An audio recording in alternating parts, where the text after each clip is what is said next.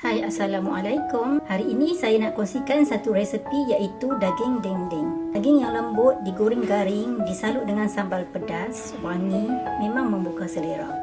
Jom kita mulakan. 1 kilo daging dipotong besar, kemudian rebus sehingga lembut. Rebus selama 45 minit ke 1 jam. Bila daging dah lembut, asing dan simpan air rebusan daging tadi. Kemudian hiris nipis daging tadi. Kemudian ketuk daging supaya menjadi lepir. Kemudian masukkan kicap. Saya gunakan kicap manis ekstra pedas. Gaul sebati. Kemudian perap sebentar. Lepas tu bolehlah daging ni digoreng.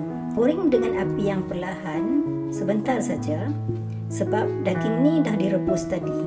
Dah bertukar warna macam ni, bolehlah angkat. Angkat dan ketepikan dahulu.